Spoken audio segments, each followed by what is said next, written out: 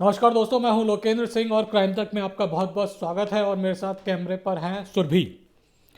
आज की जो वारदात है उसको शुरुआत करने से पहले मैं कमेंट सेक्शन में देख रहा था। पिछला जो मैंने एपिसोड रिकॉर्ड किया था उसमें कई सारे लोगों ने एक तरीके से कहा जाए कि जिस तरीके की हिंसा हुई थी 26 जनवरी को, उसको लेकर एक तरीके का सॉफ्ट कॉर्नर टाइप टाइप के कमेंट किए हैं। तो मैं सबसे पहले तो जो भी हिंसा हुई है उसको किसी भी तरीके से सपोर्ट नहीं कर सकता। और दूसरी बात ये कि जो हिंसा हुई है उसकी जांच हो। जिस तरीके की मांग किसान कर रहे हैं होनी चाहिए जांच, लेकिन आप पहले बिना जांच किए और बिना उसमें ही आप बिल्कुल सपोर्ट करने लग जाएं और एक सॉफ्ट कॉर्नर रखने लग जाएं जो इस तरीके की हिंसा कर रहे थे। दूसरी बात यह है कि जो भी लोग हैं कमेंट करते हैं, बोलते हैं फार्म लॉज को लेके, किसानों को लेके, तो मेरी उनसे केवल एक रिक्वेस्ट है कि वो जो फार्म लॉज हैं 3, उनको पढ़ लें, समझ लें। और उनके विवेक पर है कि उससे फ़ायदा होगा या नुकसान होगा। अच्छी तरीके से समझेंगे तो आपको मालूम चल जाएगा कि फ़ायदा होगा या नुकसान होगा। मैं कोई डिसीज़न नहीं दे रहा, लेकिन आप समझेंगे उसको तो आपको मालूम चलेगा कि क्या फ़ायदा होने वाला है या नुकसान होने वाला है। तो हालांकि ये सब थोड़ा पॉलिटिकल चीज़ें और हम लोगों का वास्ता थोड़ा क्राइम पे रहता है। हालांकि मैंने काफ़ी ज़्यादा ये जो फॉर्म लॉज है उनके ऊपर पढ़ा लिखा है और मुझे मालूम है, लेकिन मैं जो बात बोलूँगा उसके बाद फिर आप लोगों को लगेगा कि मैं सरकार की तरफ से बोल रहा हूँ, लेकिन ऐसा है नहीं। कुछ चेंजेस की ज़रूरत है, लेकिन पूरे के पूरे जो फार्म लॉज जो तीनों हैं उनमें मुझे लगता है कि बहुत ज़्यादा चेंजेस की ज़रूरत नहीं है। सबसे बड़ी चीज़ जो मैं चाहता हूँ कि होनी चाहिए वो एक एमएसपी जो सरकार की तरफ से फिक्स किया जाता है वो हमेशा रहना चाहिए। और एक कानून के तौर पे उसको उसको नोटिफाइड करना चाहिए कि इतना एमएसपी जो है वो मिलना ही मिलना है। और अगर इससे नीचे मिलता है तो जो खरीदने वाला है उसके ऊपर कानूनी कार्रवाई होनी चाहिए। इस वक्त जो मैं बता रहा हूँ आपको, जो ज़िले की मंडियाँ होती हैं, ज़िले की मंडियाँ जहाँ पे आड़ती बैठते हैं और किसान की फसल खरीदते हैं, जो कानून है वो कहता है कि जो एमएसपी है उससे नीचे वहाँ पे फसल खरीदी बेची नहीं जाएगी। लेकिन आप किसी भी मंडी में जाइए पूरे देश की, और शायद ही कोई ऐसी मंडी होगी जो एमएसपी से ऊपर, वो डिमांड सप्लाई की बात अलग है कि फसल कम हुई तो एमएसपी से ऊपर भी दाम मिल जाए, लेकिन ज़्यादातर ये होता है कि जैसे अभी 1950 से 1975 जो है गेहूं का दाम है, लेकिन बिक कितने में रहा है? 1500 में। वही हिसाब बाजरे का था। बाजरे का दाम करीबन शायद 1900 के आसपास या 2000 के आसपास था, 1300 रुपये में बिक रहा था। तो ये सारी चीज़ें उनके बारे में थोड़ा पढ़ लीजिए, रिसर्च कर लीजिए, और उसके बाद फिर आप कमेंट करेंगे तो फिर वो अधकचरा ज्ञान टाइप का नहीं रहेगा। और किसी के ऊपर भी आरोप लगाने से पहले पहले खुद ही वो बोलते हैं ना कि अगर आप ऐसे उंगली करते हो तो बाकी सारी उंगलियां आपकी तरफ होती है। तो पढ़िए लिखिए और उसके बाद फिर कमेंट करिए तो बहुत अच्छा रहेगा और लगेगा, और आपकी भी ज्ञान बढ़ेगा तो आपको भी चीज़ें समझ में आएंगी। वो भेड़ चाल में मत जाइए कि जो इधर जा रहा है तो उसी के पीछे लग लिए। चलिए इसको हटाते हैं, हम लोग कुछ क्राइम की बात करते हैं। और आज का जो क्राइम है उसमें जिस तरीके का मैंने हेडिंग दिया है कि कार के टायर की शक्ल सूरत ने पुलिस को कातिल का पता दिया। अब लिहाज जाहिर सी बात है, आपको लग रहा होगा कि कार के टायर की शक्ल सूरत क्या होती है। कार के टायर की शक्ल सूरत बहुत जगह से होती है। सबसे ज़्यादा तो जो टायर होता है जो चलता है और उसमें जो ग्रिप वाली चीज़ें, ग्रिप वाले जो स्पेस रहता है, वो टायर की शक्ल को बिल्कुल बताता है कि टायर कितना घिस गया है, टायर कितना नया है, टायर कितना पुराना है। अंदाजे जो एक्सपर्ट होते हैं वो तो देख के ये भी बता देते हैं कि ये टायर जो है वो कितने किलोमीटर चला है। तो आज की वारदात है मदुरई तमिलनाडु की, और तारीख थी 9 अप्रैल 2012। 9 अप्रैल 2012 को मदुरई का में रहने वाला एक मैक्सिकन जो वहाँ पे एक यूनिवर्सिटी में पढ़ता था, जिसका नाम मार्टिन मैनरिक था। 40 साल इसकी उम्र थी। मार्टिन मैनरिक मदुरई पुलिस के पास पहुंचा और इसने बताया कि 9 अप्रैल को उसकी पत्नी, जिसका नाम डेनाइस एकोस्टा था, वो उससे मिलने के लिए यहाँ पे मदुरई के जो श्री श्री विल्ली पुटुर है, और ये वहाँ पे ये रहता था जो मार्टिन था। और मार्टिन की जो 5 साल की बेटी थी वो उसके साथ रहती थी। और जो बेटी की माँ, जिसका नाम मैंने बताया था डेनाइस एकोस्टा, ये केरला के थ्रिसूर में डांस सीखती थी। दोनों जो थे वो मेक्सिको के रहने वाले थे। साल 2003 में दोनों की मुलाकात हुई थी, मैनरिक की और जो एकोस्टा थी उसकी।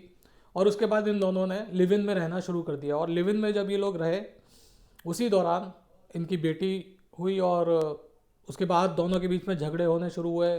फिर मामला कोर्ट कचहरी तक पहुंचा। वही मैक्सिको में ये लोग कोर्ट का केस भी लड़े कि बच्चे की कस्टडी किसके पास रहेगी।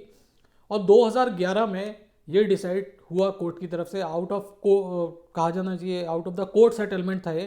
दोनों ने ये तय किया कि 1 साल जो है बच्चा माँ के पास रहेगा और 1 साल जो बच्ची है वो पिता के पास रहेगी। और ये म्यूचुअली अंडरस्टैंड हुआ और उसके बाद उस पर कोर्ट की मोहर भी लग गई। ये जब मामला ख़त्म हुआ उसके बाद जो मैनरिक था, मार्टिन मैनरिक पूरा नाम है उसका, मैं उसको मार्टिन बोलूँगा तो ज़्यादा बढ़िया रहेगा। तो मार्टिन जो था, मार्टिन केरल यहाँ पे तमिलनाडु आ गया, मदुरई। और यहाँ पे इसने एक कृष्णा कोविल एक यूनिवर्सिटी है, प्राइवेट यूनिवर्सिटी, वहाँ पे पोस्ट डॉक्टरल स्टडीज़ के लिए इसने वहाँ पे एडमिशन ले लिया। बेसिकली मैथ्स में जो है वो डॉक्टरेट कर रहा था। जब ये मई 2011 में यहाँ पे आया तो उसके बाद उसकी पत्नी जो थी डेनाइस एकोस्टा, ये भी इंडिया आ गई 2011 में, जून 2011 में। और इसने थ्रिसूर का जो एक डांस इंस्टीट्यूट है उसमें इसने एडमिशन लिया। ये काला मंडलम डीम्ड यूनिवर्सिटी है थ्रिसूर में, केरला के। और वहाँ पे उसने मोहिनी अट्टम जो डांस है उसको सीखने के लिए उसने एडमिशन लिया। और ये बीच बीच में, क्योंकि पति तमिलनाडु में मदुरई में रहता था और पत्नी जो थी केरला में रहती थी, और दोनों टाउन्स के बीच में करीबन 300 किलोमीटर का जो डिस्टेंस था, तो 2011 में ये कोर्ट का जो फैसला था वो आया था और सेटलमेंट हुआ था। और उस दौरान जो कस्टडी थी वो मार्टिन के पास थी। तो जो ये डिनाइस थी, ये हफ्ते 10 दिन में 15 दिन में भाई बस मिलने आती थी मार्टिन से, और इसकी 5 साल की बेटी जिसका नाम एडेला था उससे मिलने के लिए आया करती थी। 9 अप्रैल 2012 को मार्टिन मदुरई पुलिस के पास पहुंचा और उसने बताया कि मेरी बीवी जो थ्रिसूर में एक डांस इंस्टीट्यूट एक यूनिवर्सिटी में मोहिनीअट्टम डांस सीख रही है, वो मिलने के लिए आई थी। और आई तो पहले थी, लेकिन 9 अप्रैल को मैंने उसको बस में बिठाला था थ्रिसूर के लिए। लेकिन जब मैंने अंदाजे से जब फ़ोन किया कि इस टाइम तक वो पहुंच जाती है या फिर उसका फ़ोन आ जाता है, लेकिन जब उसका फ़ोन नहीं आया तो मैंने उसको फ़ोन किया। और जब मैंने उसको फ़ोन किया तो किसी और बंदे ने फ़ोन उठाया, और उसके बाद फिर मैंने जब दोबारा फ़ोन किया तो वो जो मोबाइल था वो स्विच ऑफ हो गया, क्योंकि मामला एक विदेशी महिला का था। और पुलिस जो थी वो बिल्कुल हरकत में आई और पुलिस ने अपनी तलाश जो थी वो शुरू कर दी। उसकी फ़ोटोग्राफ ली डिनाइस की, और उसके बाद उसको ढूंढना शुरू किया। तमाम जितने भी थाने थे उनसे संपर्क किया गया कि इस तरीके की कोई महिला मिली है। जो जहाँ पे काला मंडलम डीम्ड यूनिवर्सिटी है, ये रेजिडेंशियल यूनिवर्सिटी है, यहाँ पे ये रहा करती थी। वहाँ पे भी पता किया कि ये वहाँ पे पहुँची है नहीं पहुँची, तो मालूम चला कि वो वहाँ पे पहुँची ही नहीं है। और भी रास्ते में रूट का पता किया गया। बसेस जो उन दो शहरों के बीच में चलती थी उनके बारे में पता किया गया। जो कंडक्टर्स थे, ड्राइवर्स थे बसेस के, उनको फोटोग्राफ्स दिखाई गई डिनाइस की, लेकिन सब ने बोला कि हम लोगों ने इस महिला को नहीं देखा। जबकि जो पति था वो दावा कर रहा था कि मैंने अपनी पत्नी को बस में बिठाला है और उसके बाद से उसका कोई अता पता नहीं है। अब जाहिर सी बात है पुलिस अपनी तफ्तीश जारी रखी थी, और 11 तारीख को पुलिस को एक सूचना मिली कि एक ऑस्टिन पट्टी लेक है, मदुरई से करीबन 15 किलोमीटर दूर ये लेक है। वहाँ पे एक बैग पड़ा हुआ है, बैग नहीं, एक बड़ा सूटकेस पड़ा हुआ है, और सूटकेस जो है वो जली हालत में है, यानी सूटकेस को जानबूझ के जलाया गया है। पुलिस की टीम वहाँ पे पहुँची और पुलिस ने जाके जो सूटकेस था उसको खोला, और जब सूटकेस को खोला गया तो जाहिर सी बात है एकदम पुलिस हैरान रह गई। और हैरानी की वजह ये थी कि उस सूटकेस के अंदर एक महिला की बड़ी बुरी तरीके से जली हुई लाश जो थी वो पड़ी हुई थी। और अचानक जो पुलिस का ध्यान था वो जाहिर सी बात है उस ओर गया कि कौन कौन महिला की कंप्लेंट है मिसिंग की। तो उन बहुत सारी महिलाओं में से एक महिला जो थी वो डिनाइज भी थी, जो जिसकी मिसिंग कंप्लेंट मार्टिन ने लिखवाई थी मदुरई पुलिस में। और उसकी उम्र जो लाश मिली थी उसकी उम्र देख के और उसका थोड़ा बहुत भी जो चीज़ें फीचर्स थे उनको देख के लग रहा था कि हो ना हो ये जो लाश है ये डेनाइस की है। अब जब एक बार पुलिस को लग रहा था कि ये लाश डेनाइस की हो सकती है तो मार्टिन को भी बुलाया गया, और मार्टिन ने देखी लाश और उसके बाद वो बिल्कुल बदहवास हो गया और रोने लग गया। और उसने कहा कि मुझे लगता है कि लाश डिनाइस की है। लेकिन पुलिस ने अपनी तसल्ली के लिए इस लाश का जो चेहरा था उसको स्कल को सुपर इम्पोजिशन के लिए भेज दिया और मामले की जो तफ्तीश थी उसको आगे बढ़ाया। पुलिस ने आसपास का जितना भी जो ऑस्टिन पट्टी लेक के आसपास का इलाका था वहाँ पे छानबीन करी, और पुलिस को वहाँ पे गाड़ी के कुछ टायर मिले। और गाड़ी पे के टायर मिलने के अलावा कुछ चीज़ें जैसे एक स्पेयर पार्ट, एक गाड़ी का टुकड़ा जो था वो भी पुलिस को वहाँ पे मिला। और उस गाड़ी के टुकड़े को पुलिस ने टेक्निकल एक्सपर्ट्स के पास भेजा और पूछा ऑटो एक्सपर्ट से कि ये किस गाड़ी का टुकड़ा हो सकता है। तो जो ऑटो एक्सपर्ट थे उन्होंने बताया कि ये जो है ये एक फोर्ड फीगो गाड़ी जो है उसका टुकड़ा है। अब पुलिस ने तमाम जो ज़िले की फोर्ड फीगो थी उनकी तलाश करनी शुरू करी, और इसके अलावा जो भी पुलिस के कहा जाना चाहिए खबरी थे उनको भी लगाया जो बस स्टैंड के आसपास थे, जो इस तरीके के जैसे एक शब्द होता है जहर खुरानी, जिसमें पैसेंजर को कुछ नशीला पदार्थ खिला के लूट लिया जाता है। तो इस तरीके की जो घटनाएं करते थे उनकी भी डिटेल निकाली गई। लेकिन पुलिस को ये लग रहा था कि ये जो भी ये वारदात हुई है ये रास्ते में नहीं हुई होगी, क्योंकि जिस इत्मीनान से महिला को एक सूटकेस में पैक किया गया, ये बहुत मुश्किल है कि कोई जहर खुरानी वाला करने वाला शख्स इस तरह की वारदात करे और उसके बाद बाकायदा महिला को बस से उतार भी ले।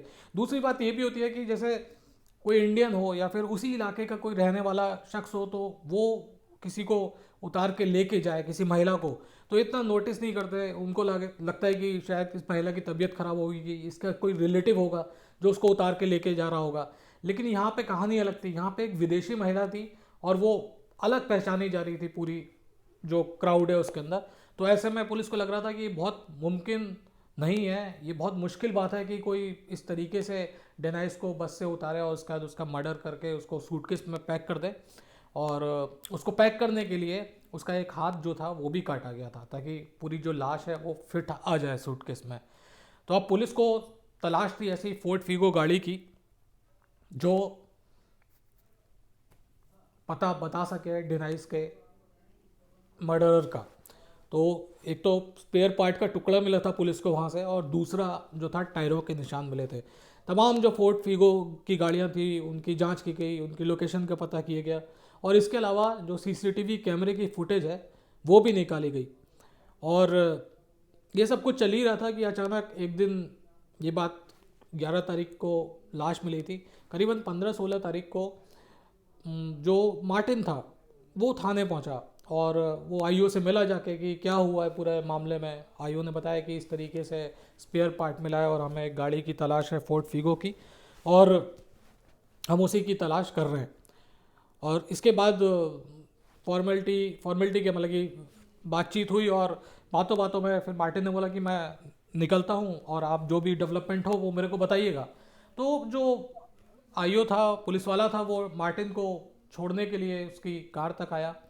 और जब वो कार तक आया तो जाहिर सी बात है, कार को देख के ही वो चौंक गया, क्योंकि मार्टिन भी एक फोर्ड फीगो ही चला रहा था। अब पुलिस को जाहिर सी बात है बिल्कुल एक शक मार्टिन के ऊपर भी जाने लग गया, और पुराना इसका फिर इन्होंने रिकॉर्ड जो था वो खंगालना शुरू किया।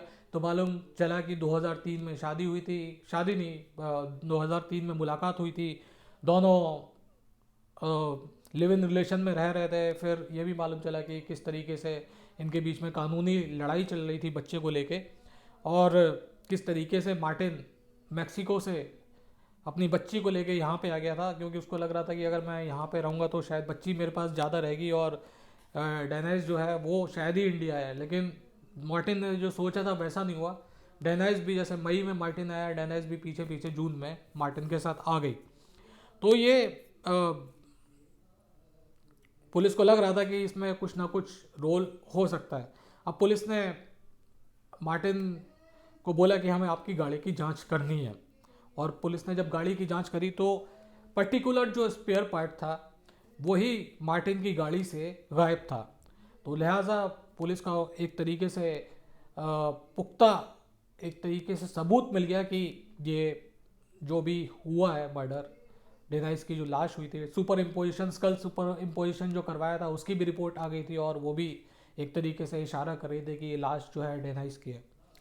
मार्टिन जो था उसके पास कोई जवाब नहीं था, पूछा गया, सफाई दे नहीं पाया, कन्फ्रंट किया गया कि इस तरीके के सबूत हैं तुम्हारे खिलाफ। तो उसने माना कि, और क्योंकि टायरों का जो निशान की रिपोर्ट थी, जो वहाँ से मौके से टायरों के निशान उठाए थे, और मार्टिन की जो गाड़ी के टायरों के निशान थे उनकी शक्लो सूरत, यानी कितने घिसे थे, उनकी जो ग्रिप थी वो बिल्कुल एक थी। तो ये तीसरा सबूत। तो कई सारे सबूत जब मार्टिन के खिलाफ पुलिस के पास आ गए, पुलिस ने मार्टिन से पूछताछ करी, और मार्टिन ने माना कि मैंने अपनी पत्नी डेनाइस जो है, पत्नी भी क्या, गर्लफ्रेंड जो है, उसका कत्ल किया है। और उसने बताया कि करीबन 3-4 अप्रैल 2012 को डेनाइस जो है उसके पास आई थी रहने के लिए, और हम लोग रह रहे थे, वो अक्सर आया भी करती थी।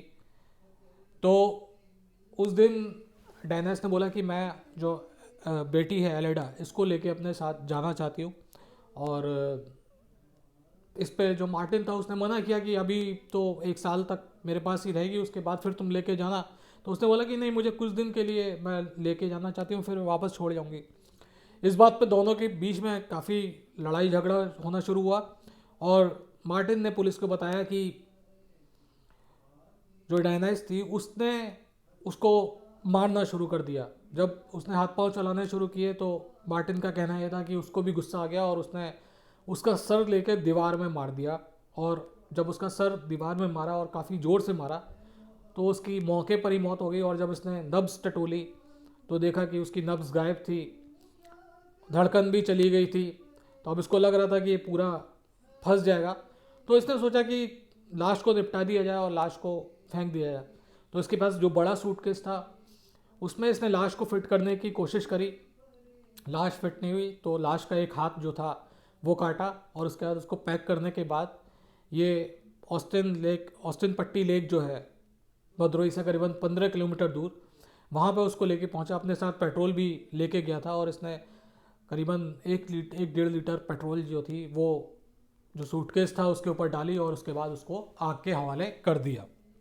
आग के हवाले करने के बाद ये वापस आ गया, और फिर इसने 9 अप्रैल को जो रिपोर्ट थी वो पुलिस में दर्ज कराई, और ये भी बताया कि किस तरीके से उसने अपनी पत्नी को बस स्टैंड पे छोड़ा था, बस में बिठाया था, और उसके बाद जब उसने फ़ोन किया था तो पत्नी ने एक बार पत्नी के फ़ोन को किसी और बंदे ने उठाया था, और उसके बाद उसने फ़ोन स्विच ऑफ कर दिया। तो मार्टिन ने यह भी बताया कि उसने फ़ोन कहाँ डंप किया, इसके अलावा बाकी जो चीज़ें थी जो जिससे इसको मारा, इसका हाथ काटा गया था, क्योंकि मौत तो सर जो दीवार में मारने से था उसकी वजह से हो गया था। तो वो जो काटने वाला हथियार था वो भी पुलिस ने बरामद किया। और अभी सितंबर 2020 में मदुरई की एक कोर्ट ने मार्टिन को उम्र कैद की सज़ा सुनाई है। और जब मार्टिन को गिरफ्तार किया गया था उसके बाद ही जो डेनिस की माँ थी वो वहाँ पे पहुँची थी मदुरई, और जो बच्ची थी एडेला 5 साल की, वो उसे अपने साथ ले गए। तो फिलहाल अब जो मार्टिन की जो ज़िंदगी है वो अब जेल में ही कटेगी। और